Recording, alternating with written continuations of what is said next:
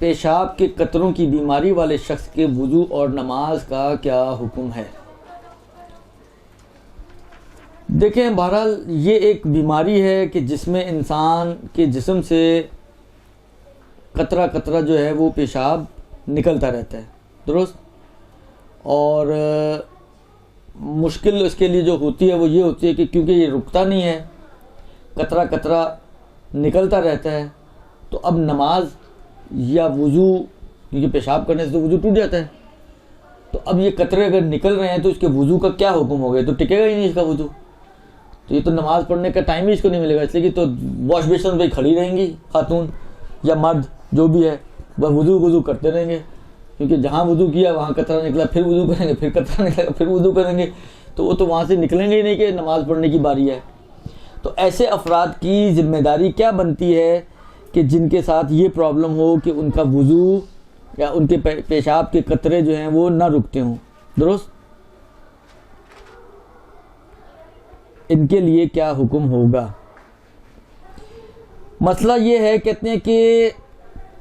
अगर कोई इंसान बीमार हो और बीमारी की वजह से उसके कतरे पेशाब के निकलते हों और वो इन कतरों को रोक ना पाता हो, दुरुस्त, कंट्रोल उसका इख्तियार से खारिज हो चुका हो, वो कतरे नहीं रुक पाते हैं उसके,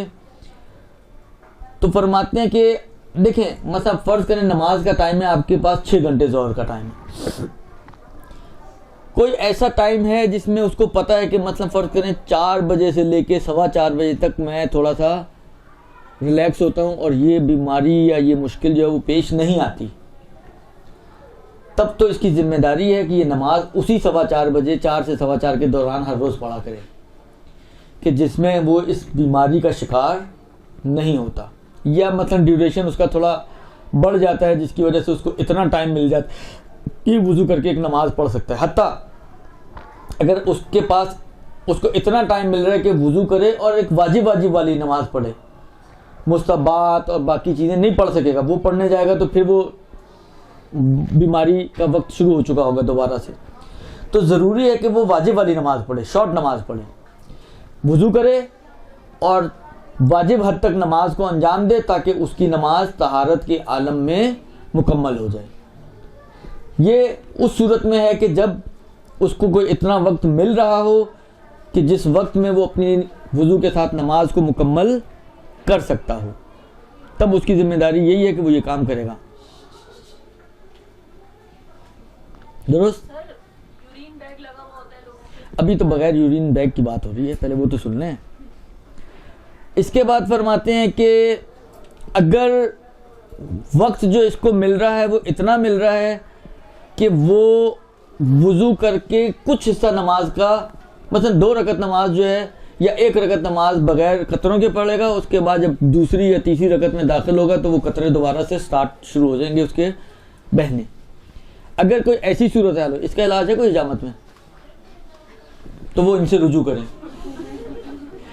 अगर कोई ऐसी सूरत हाल हो कि इतनी मोहलत हो कि वुज़ू करके कुछ हिस्सा नमाज का वो वक्त में पढ़ सकता हो या पढ़ सकती हो, तो इसमें भी ज़रूरी है कि उसी वक्त वो नमाज को स्टार्ट करे। एहतियात की बिना पर ज़रूरी है कि वो उसी वक्त नमाज को स्टार्ट करे और फिर नमाज के दौरान जो कतरे निकलेंगे वो माफ़ हैं। नमाज के दौरान जो कतरे निकलेंगे वो फिर इसके लिए माफ़ हो जाएंगे और उन कतरों की वजह से इसके लिए ज़रूरी नहीं होगा कि ये दोबारा जाके वुज़ू करे।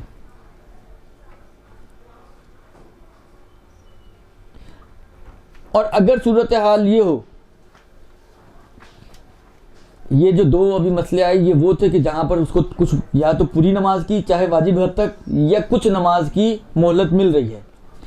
अगर सूरत हाल उसकी ये हो कि पूरे नमाज के वक्त में कोई वक्त ऐसा नहीं आएगा कि जिसमें ये कतरों के बगैर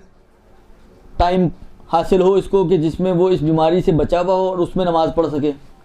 ऐसा कोई टाइम नहीं है। मुसलसल पूरे वक्त के टाइम में अगर 1.5 घंटा का 1.25 घंटा सुबह की नमाज का टाइम है तो पूरा 1.25 घंटा, 6 घंटे अगर ज़ोहर असर का टाइम है तो पूरे के पूरे 6 घंटे,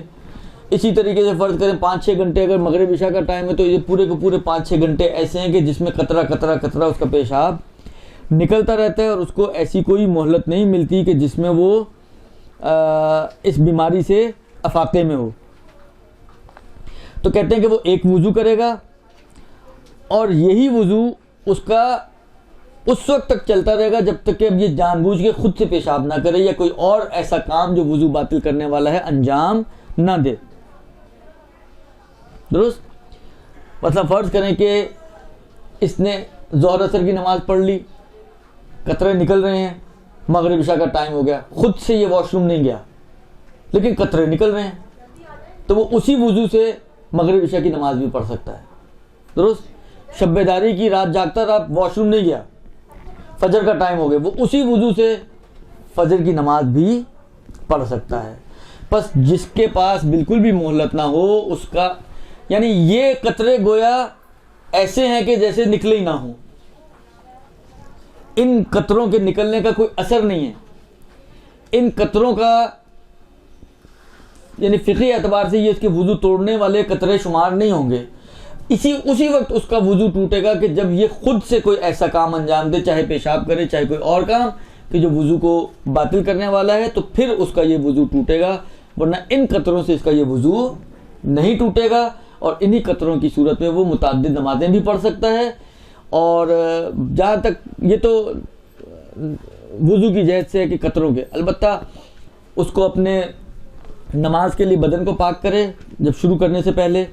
पिछले कतरे जो निकले हुए हैं, और कोई ऐसा पैड वगैरह या कोई ऐसा चीज़ रुकावट रखे कि वो जो अब कतरे निकलें वो उसके बदन या लिबास को नजिस ना करें, और इस तरीके से फिर वो नमाज को अंजाम दे। बिरहमतिक या अरहमर राहिमीन व सल्लल्लाहु अला मुहम्मद व